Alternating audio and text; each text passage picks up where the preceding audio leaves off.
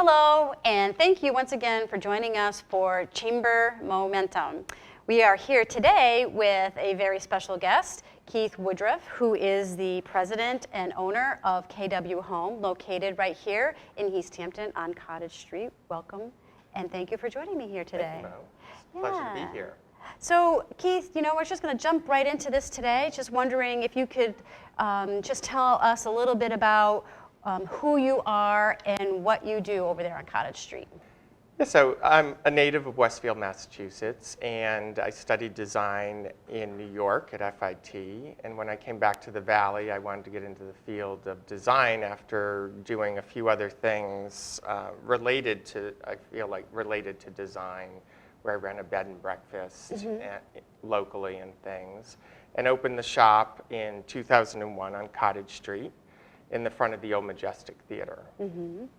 And can you tell me about your space? What is it that you do there? I believe that there's a little bit of retail, but if maybe you can tell me a little bit about that? Yes, it's 2,000 square foot of retail storefront, and I have a resource library and client workroom where I work on projects with clients offering full interior design services, as well as the retail presence where people can come in and shop the store directly. Mm-hmm.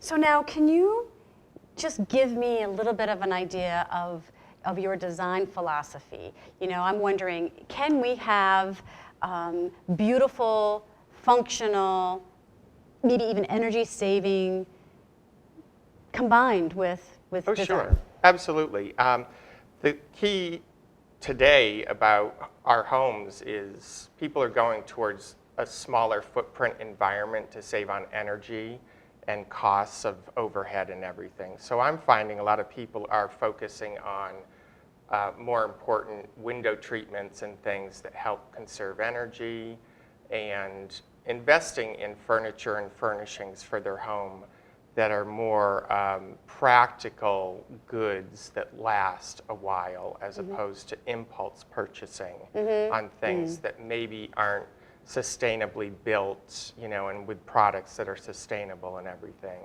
I see the consumer getting away from a throwaway society concept. So, to make those choices and make decisions and take a little bit more time in planning them out can be much more cost effective for the consumer. Do you strictly stick with residential design, or do you get involved with commercial design? I do a little commercial design, but it's mainly residential. Some businesses local I'll help with accent pieces and things. But I'm mainly helping the homeowner in the Valley, per se. Help them make those decisions in their home. From one piece of furniture to a room design, redesign, to a whole house project. So I get into helping people with kitchen renovations, new bathrooms, and additions, but it's mainly working with people on those furnishings and wall color and everything. And is there as you're working with a client and you sit down, you have your initial consultation or what have you, I'm not really sure how you approach that. Is there a particular sense of values that you like to adhere by when you're working with these folks? Well, it's important to, once I make that initial, connection with a potential client, it's important to sit down and talk about their needs and their interests and their sense of style. And it's in talking with the individual or couple or the family that might be interested in the process. It's, an intuition evolves, and you pick up these clues of people's needs and direction of where they're going. And it's about getting to know them and working with them in that environment that really sets the pace for each individual project. So it's more, I'm here in the Valley, I don't really give a specific design look to the work that I do with people. It's more about working with the people and seeing what they need and helping bring that to their individual environment. So that's actually kind of interesting because I would wonder if when you walk into a certain space, for instance, Frank Lloyd Wright, you walk into one of his spaces and you go, okay, this is Frank Lloyd Wright, which is wonderful and a great thing, but it almost seems to me, there's a better end result for whomever you're working with because you're really listening to them as opposed to putting your stamp on what it is that you're, so that it's, you walk into a room and you go, oh yeah, Keith was here. Yeah. Yeah. Well, I've heard from some people in the area that they asked the client, their friend who had been a past client of mine, who did the work, and then I get that referral. Right. And they mentioned that they had been in a home that I had helped people with. And I just hope that it's in addition to the kind of the look that I've given them in their home, it's also the process and the professional assistance that they've enjoyed and going through the process. Right. Yeah. So now you've been on Cottage Street for 14 years? 14 years this fall. 14 years. And so as you've traveled along and experienced your journey, sometimes I wonder if you have found, does the general public sometimes have apprehension or maybe fear about approaching a designer? And if so, have you ever found that? Yeah, I mean, there's people consider, a designer must be expensive, if he offers these services and things.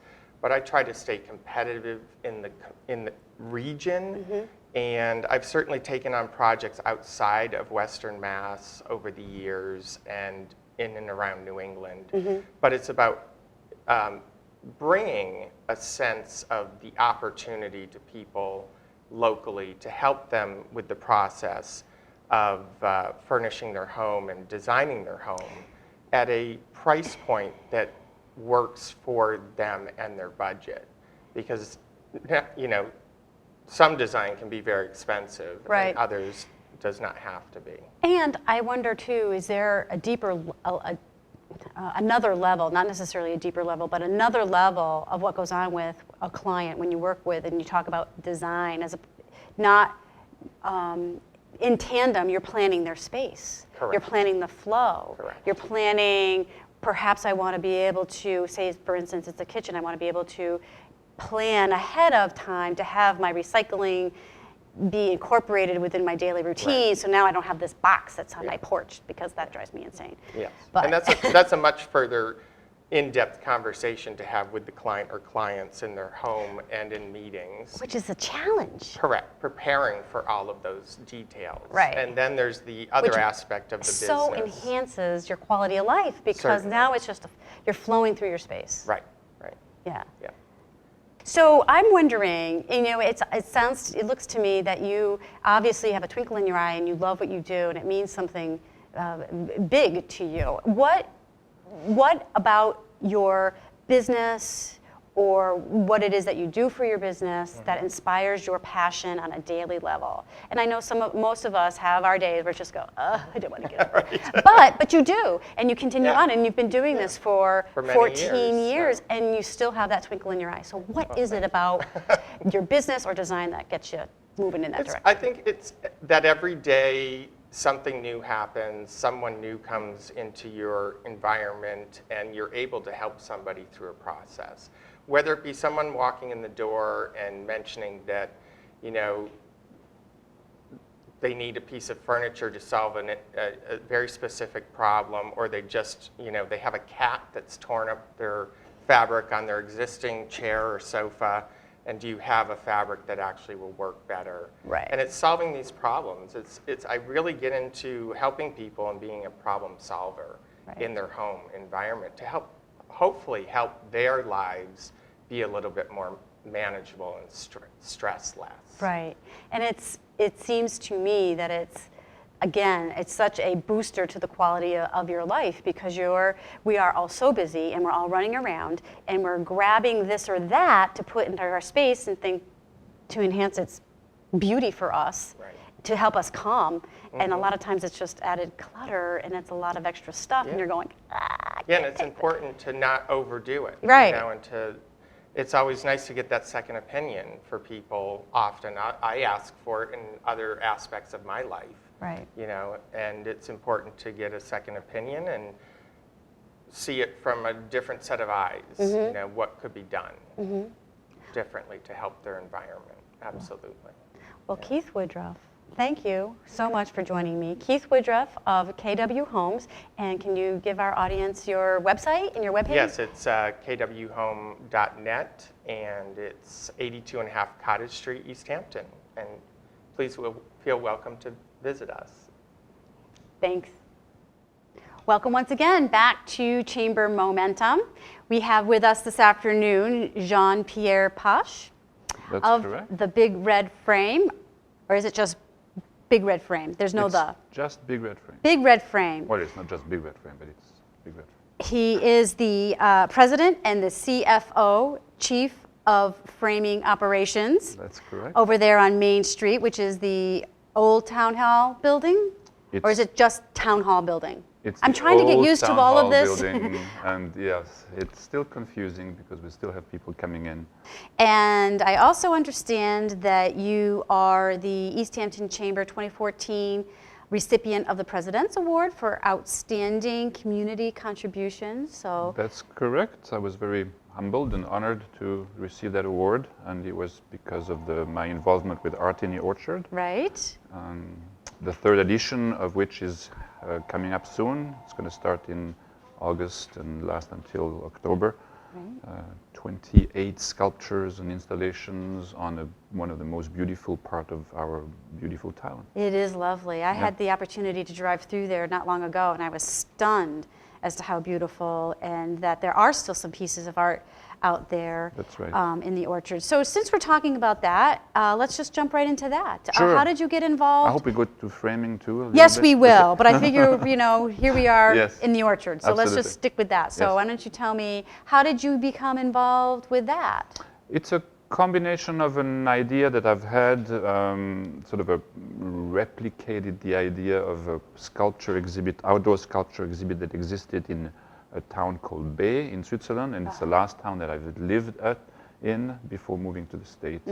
And then I met the owners of Park Hill Orchard, and I understood, well, they told me that they wanted to be involved in the cultural life of East Hampton, not just, horticulture, but culture. Right. They wanted to bring culture in Right. horticulture. Right. And the two came together.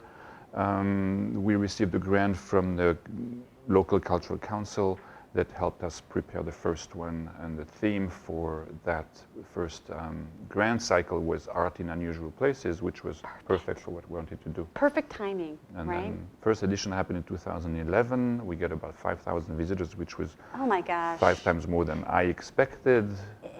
The second time in 2013, we got anything between 15 and 18,000 visitors over Oh my 12 gosh. weeks. So it was really one of the major attractions. So I find it really stunning that, the community of East Hampton, yourself, East Hampton City Arts is able to generate such incredible turnout for your events. And it's just really, I'm astounded and it's incredible. Well, it's a combination of many factors. One is the location.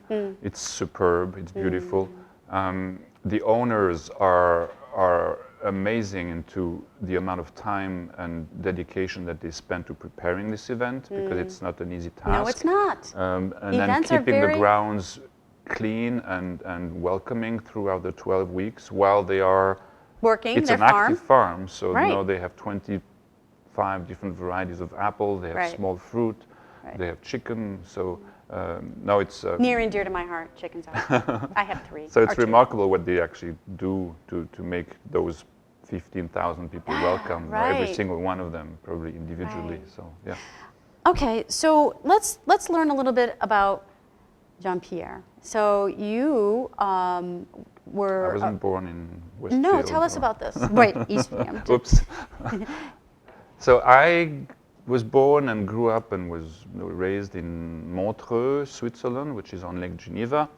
I spent my life until 21 in Switzerland, and for some reason I just didn't like it, and I decided to take my backpack and Can't imagine that for 1 minute. However, yes.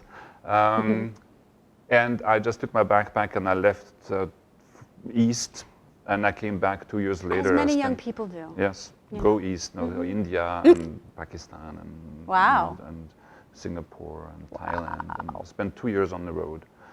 Came back, I still didn't like it, so I took my bicycle this time and I crossed Africa on a bicycle. Wow. Arrived in South Africa where I was broke, so I got a job as a bookbinder, which is my trained That's very profession is a interesting. bookbinder. And after all that, I came back to Montreux, Switzerland, and an old man who was a bookbinder / picture framer was retiring, and I bought his business. And Okay. I realized I was actually not a bookbinder, I was a framer. Nice. And after a couple of years, I sold all my bookbinding equipment, and I've been framing ever since, and that was Wow. '87, so I've been doing this for almost 30 years now. Wow. Well, both are a craft, as Yeah, incredible yeah. craft. Both. Mm-hmm. Very difficult. Yeah. So now, so you arrived here in the U.S. in 1997. 97. Now, did you arrive and come straight to East Hampton, or did you kind of meander your way through I was living here? in Northampton, and then I moved to East Hampton in '99, and then I opened what was the Eastmont Frame Station Yes. in 2001 in what used to be an old gas station on Union Street. Mm-hmm. And then it's been quite a ride, and I've been very lucky to be the first tenant in the old town hall when it was rededicated to be like an art center. And that was, I think, in 2009. And I've been in the old town hall for 6 years.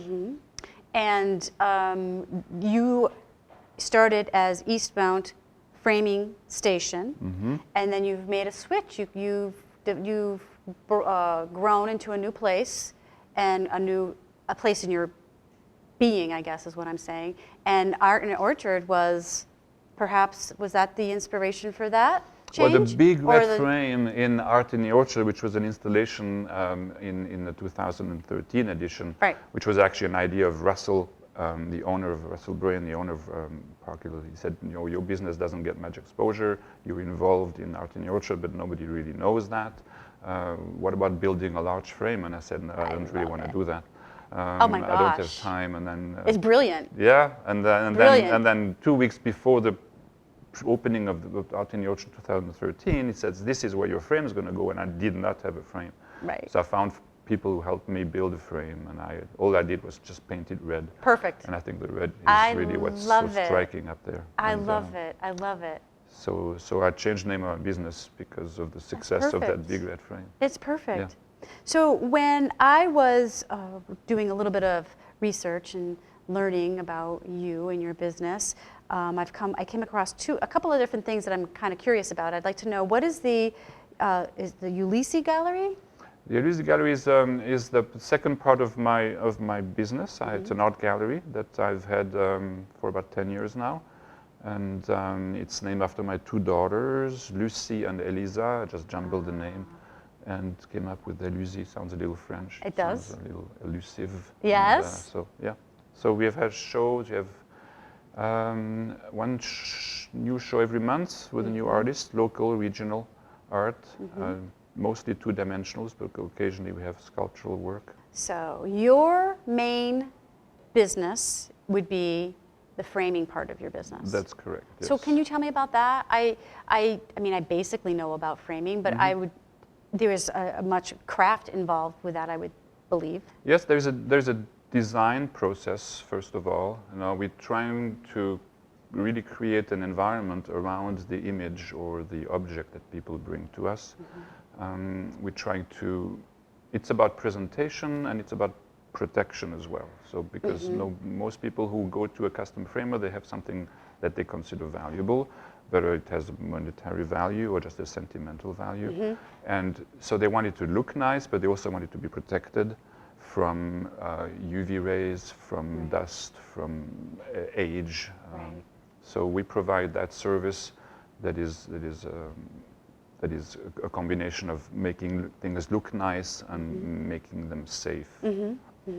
And you don't only do two-dimensional items. You also can do three-dimensional items, like Yes. maybe a small instrument, or what is some of the more unusual items that you may have framed? We framed, in terms of instrument, actually we framed a full-size violin, so that required a very deep shadow box. Right. Framed mask from Mardi Gras, leather mask, and it was about 6 or 7 inches, so you have to create, again, a nice environment around Right. it. So there are technical aspects. In a that safe environment. and safe as well, yeah. And this is really one of the aspects of my profession that I really like, is that every time someone walks through the door, it's a new item. I've been doing this for almost 30 years, and I'm not tired of advising people of what is going to be the best solution to go around whatever they bring to me. Right, I can see that as you're speaking in your body language, and you can feel your passion around that. So, is there any one particular reason in the morning that you just say, yes, this is where I'm going to my Besides shop? paying the bills, you mean? Well, yes, besides that, because I can obviously that is not what's going on here. I mean, it's nice, yes, we all yes, need to do because it that, but doesn't that's always not pay what's the going bills. on with no, you. but well, it's that. No, it's be able to make a difference. People bring in something. First of all, it's difficult for them to understand how it's going to look like, because we have like 8-inch samples of frames, and I have 2,000 samples around my showroom. So it's a little intimidating. So you have to guide. The guiding process is very important. And so people will then have to imagine how it's going to look like a few weeks later when they pick it up. And it's 99.9% of the time it looks better than what they actually imagined from the samples that we have. So yeah, making a difference, being able to work in a creative environment is very important to me.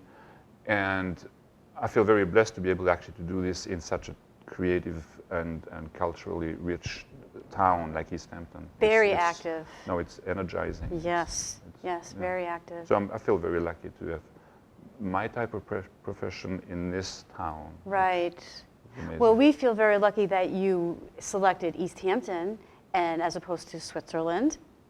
That's it started amazing. because the rent was cheaper than Northampton, but Right. I love it here. Yes, and we are thrilled that you made that choice 14 years ago. Me too. So thank you so very much. Thank you. Thank you, Jean-Pierre, for being with me here this afternoon and sharing who you are and what you are here with our audience. And we thank you for joining in and look forward to seeing you next month.